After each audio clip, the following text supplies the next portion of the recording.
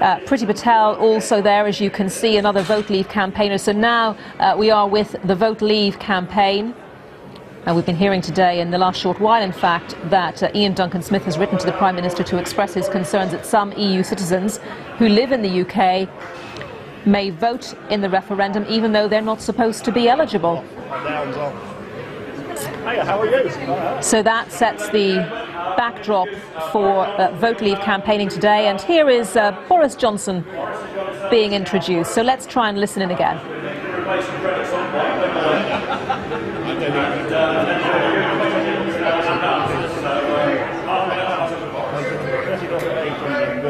How are you now? Can you hear me, everybody? Yes, it's on now. You're on now. You need this microphone here. No. You used to go back in pole position the other way. Keep them straight. Can you hear me? A little bit of confusion over microphones, but let's hope we can hear Mr. Johnson any moment now. I don't care. I don't care. I think I've done the right thing, haven't I? Good morning, everybody. Good afternoon, rather. Thank you very much for having us along here to Gisborne. And this beautiful specimen here is who will give me £800? Oh, we'll just start. Who will give me £800? Well, 800 there. 500. 800 there. 800 there. 800 against you. Any advance on £800 for this beautiful specimen of Gisborne reared, contented cow. Great. No, not you, sir. Not you. Who will go any advance on 800 for this absolutely wonderful? Yes. 850. 810. 810. Any advance on 810? Are you bidding, sir? Are you bidding? 810. Any advance on 810? I'm looking at 820. 820. Any advance on 820? Who'll give me 830? 830. 840. 850. 860. 870. £900 to you. Sir, any advance on 900? 910. 910, 910, 920. Any advance on 930? 940. 950. £960 for this beautiful, beautiful Ribble Valley reared. What is she? Beautiful milker, beautiful cow. She's looking lovely. She's looking at who will give me 900. So it's against you, sir. 960. Any advance on 960? I'm going to sell it. I'm going to sell this car. Going. Sell it. Going on. Sold. There you go.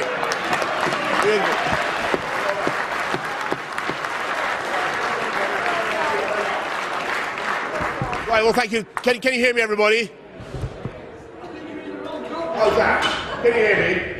I can just say a massive thank you to everybody for having us along today. I don't know whether you know why. Well, here I've got Priti Patel, my friend Nigel Evans. Can you hear me like that? Thank you very much. We're here basically because this is a very important time for our country. In just 3 weeks, we've got to make a huge decision. I know there are all sorts of views in the farming community. I just want to explain where I'm coming from on this. We have a huge, huge chance to win back control of our country on June the 23rd, and we must not let it go. We must not let it go. And I will come in a minute to what we can do for farming, but first of all I want to tell you what this is all about. This is fundamentally about democracy in our country. We need to take back control of huge sums of money that are sent every week to Brussels. £350 million a year we don't control, goes off to be spent on heaven knows what, bullfighting in Iberia, for heaven's sake.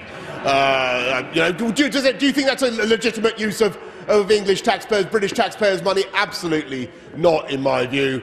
A lot of it is wasted. We can take back control of about £10 billion a year net that we can use on our priorities here in this country, on the National Health Service, on supporting rural industries, for instance, and many, many other things.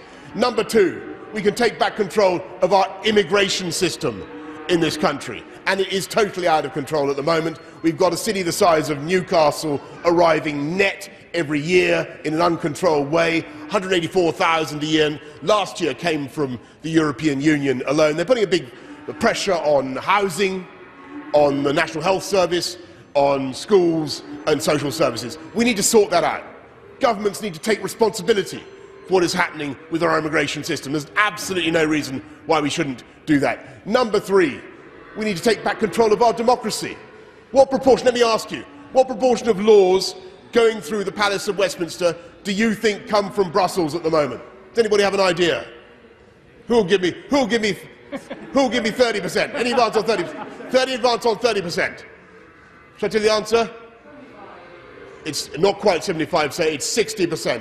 60% of our law is generated from the EU, and it is very, very costly, very, very burdensome for UK business. It costs us about £600 million a week. And if you look at what's happening in the whole of the EU, you can see that it's completely out of control there. They've got unemployment running at about 50% in some of those southern EU countries. The EU is the lowest zone of growth in the world apart from Antarctica. And that is absolutely true, and that is caused very largely by this kind of regulation. As for farming, let me tell you absolutely straight, we can support farming. Any government is going to be out of its mind if it doesn't continue 100% with support for farming, with the subsidies, with the single farm payment, with support for stewardship, for all the rural economy. That is absolutely vital. But as I told you just now, we will be able to take back, in addition, £10 billion a year that we're never seeing again. We'll have that money to spend in our country on projects that we want to spend it on. And of course, we will be able to lift the burden from UK farming of so much of the regulation and red tape. And people talk about the rotation, the three-crop rotation, totally unsuited to this country. Why do we need to have that? I've just been talking to people, to Brian, about the rule that says if your sheep has 2 teeth, have I got this right? Your sheep has 2 teeth or more, or 2 big teeth, you've got to slaughter it in a certain way so as to remove the spinal tissue. What is the point of that? It's way out of date. We don't need it. But because it comes from Brussels, we can't change it and we can't reform it. That is the problem. And it's the immutability. It's the way we cannot change our laws to suit UK farming. That is the problem. If we took back control, we'd be able to spend more, we'd be able to legislate and regulate in the interests of UK farming and to protect it and to ensure that UK farming was able to export around the world and do even better. And I just have to say this. If I look at what's coming down the track from the EU, I am very, very apprehensive. The Eurozone is not getting better. They want to create a United States of Europe, basically to prop up the euro. That will be a disaster in my view. It will suck us in, it will mean more cost for this country, and it will mean yet more control, yet more regulation coming from the EU. Let me ask you a question. If we were asked to join the EU now, knowing what we do about it, would you want to join the EU as it currently is? Would anybody really want to join this club as it currently is? No, we wouldn't. No, we wouldn't. So let's be apprehensive about getting out, my friends. This is a great country. It's the 5th biggest economy in the world. We're a fantastic economy. We can do brilliantly outside the EU. I think if we believe in ourselves, we believe in Britain, we can flourish and thrive and prosper as never before if we say, vote leave on June the 23rd. And I believe that June the 23rd could be Independence Day for this country. I hope very much for your support on that day. Thank you very much, everybody, for listening this morning. I'd be very happy.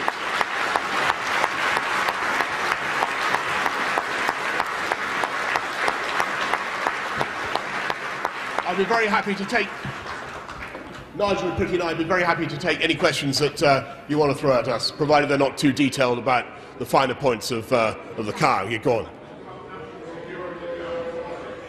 The gentleman asked what about national security and the armed forces? Well, of course, one of the things that I worry about at the moment is that the European Union wants to try to turn itself into a kind of military pact, a defence pact. That is totally crazy. We have NATO. We have the best armed forces in the world. We should be cooperating through NATO to protect our security and to do it that way. The EU should not, in my view, be trying to turn itself into a defence pact.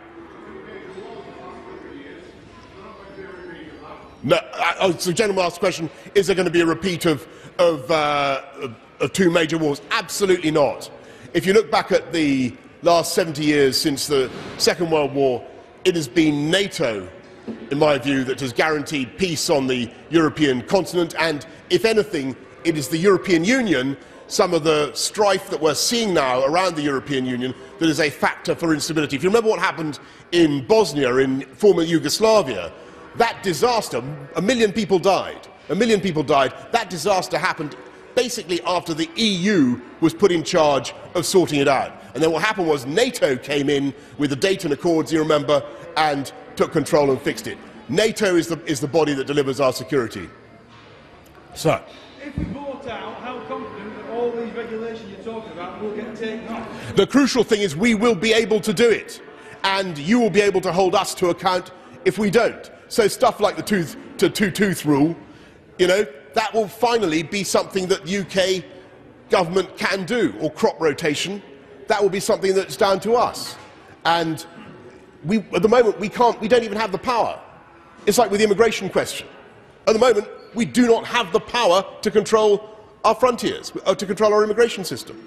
We will be taking back that control. That's the point. It's about democracy. Yes. Subsidies. Thank you. As I just said, we would guarantee 100% that we would want to support farming in the way that it is currently supported and make sure that the rural economy is properly looked after. It's a no-brainer for this country. It's a massive, massive, important part of our lives, of our culture, and of the British way of life. Any government is going to want to support the rural economy in the way that it is. But to repeat my point, you could repeal regulation and you could make sure that you'd have extra amount of money to spend. Yes.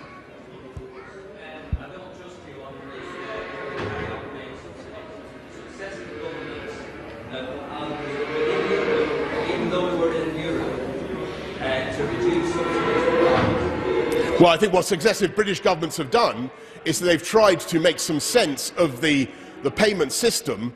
At the moment in the EU, the FIOGA, the EAGGF, the European Farm Subsidy Programme, as you know, supports all sorts of stuff that we don't necessarily think is sensible. We pay about $5.5 billion into the EU budget. We get about 2.9 billion out of the EU budget. The net funding, that's just for farming, by the way, the net funding that goes off into heaven knows what, I mentioned it, stuff like supporting grazing programmes for Iberian bullfighting. What is the point of that? We think now,